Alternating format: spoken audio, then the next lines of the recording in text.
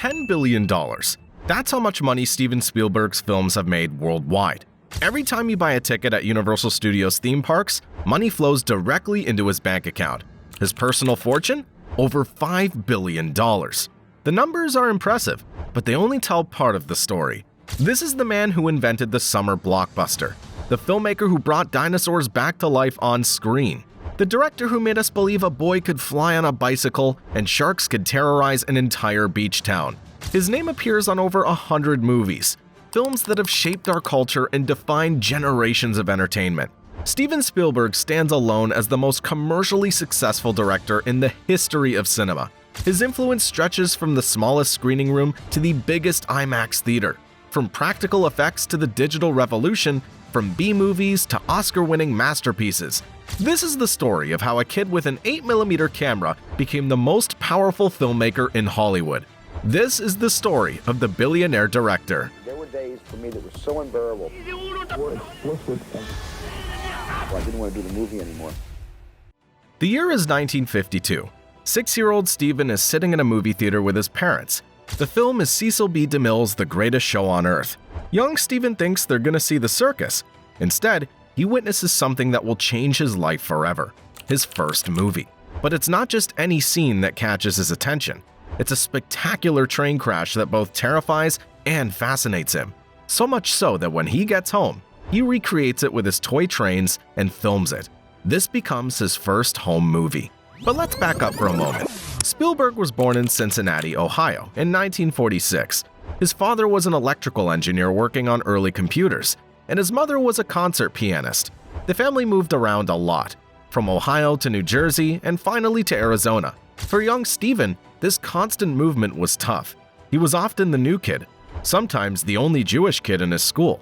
He faced bullying and struggled to fit in, but he found escape in two things: his imagination and his father's movie camera. By age 13, Spielberg had already made his first proper film, a 40-minute war movie called Escape to Nowhere. He cast his high school classmates and won first prize in a statewide competition.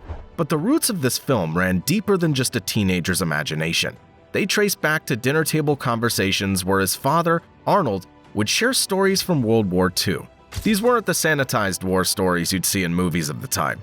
The senior Spielberg spoke of mud and blood, of fear and chaos, of young men barely out of high school facing death on foreign shores.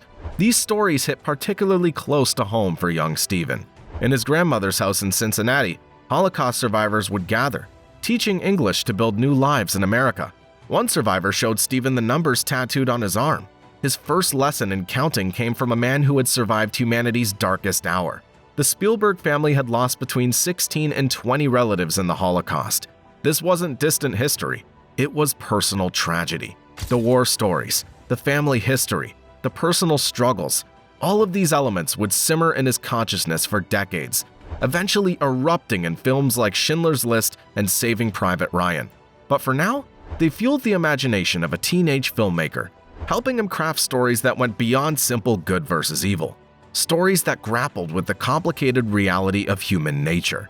Young Steven wasn't just making movies, he was studying them. Every Saturday, he'd be at the local theater, absorbing everything from Disney's Pinocchio to Kurosawa's Seven Samurai. He was teaching himself the language of cinema, learning from masters like John Ford and Alfred Hitchcock.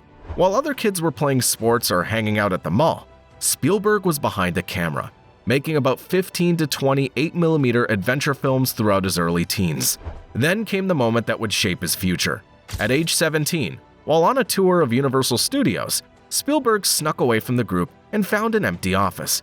He set up shop there, putting his name on the door, and started showing up for work every day like he belonged there. He didn't have a job. He didn't even have a pass, but the security guard kept waving him through. For 2 months, he observed, learned, and networked. College should have been the next step, but when USC's film school rejected him twice due to poor grades, Spielberg didn't let it stop him. He enrolled at California State University, Long Beach, but his real education was happening on Universal's lot. During this time, he directed a short film called Amblin, a 26-minute coming-of-age story that caught the attention of Universal executives. His unofficial apprenticeship and undeniable talent paid off when the studio gave him the chance to direct television episodes. At 22, He became the youngest director ever signed to a long-term deal with a major Hollywood studio. The early 70s saw Spielberg cutting his teeth on TV shows like Night Gallery and Columbo, but it was a TV movie called Duel that proved he had what it took to make it in Hollywood. The film, about a salesman being chased by a mysterious truck driver, showed Spielberg's ability to create suspense with limited resources. The success of Duel led to his first theatrical feature, The Sugarland Express, but it was his next film that would change everything. 1975, Spielberg is 28 years old, and he's about to release Jaws. The production is a nightmare. The mechanical shark keeps malfunctioning. The shoot goes over schedule by 100 days. Universal threatens to shut it down. But sometimes, limitations breed creativity. Because the shark doesn't work, Spielberg has to suggest its presence through other means. Music, camera angles, the reactions of his actors. The result? A masterpiece of suspense that becomes the first modern summer blockbuster, grossing $470 million worldwide and making Spielberg a household name. Then came a streak of films that would define a generation of moviegoing. In 1977, Close Encounters of the Third Kind hit theaters. Spielberg's take on alien contact wasn't about invasion or destruction. It was about wonder and human connection. The film captivated audiences worldwide, earning hundreds of millions at the box office. People would leave theaters and stay through the credits just to watch the mothership disappear one last time into the stars. Even serious critics were stunned. They called Spielberg a magician of movies, a filmmaker who can make the impossible feel real. But he was just getting started. In 1981, teaming up with George Lucas, Spielberg brought Indiana Jones to life in Raiders of the Lost Ark. Harrison Ford became a cultural icon in that fedora hat, dodging boulders and fighting Nazis. The film was pure entertainment gold, mixing adventure, humor, and spectacular action in ways nobody had seen before. It dominated the box office and won 5 Academy Awards for its technical achievements. Then came E.T. the Extraterrestrial in 1982, and something magical happened. The story of a lonely boy and his alien friend touched hearts across the globe. The film became a phenomenon, surpassing Star Wars as the highest-grossing film of all time.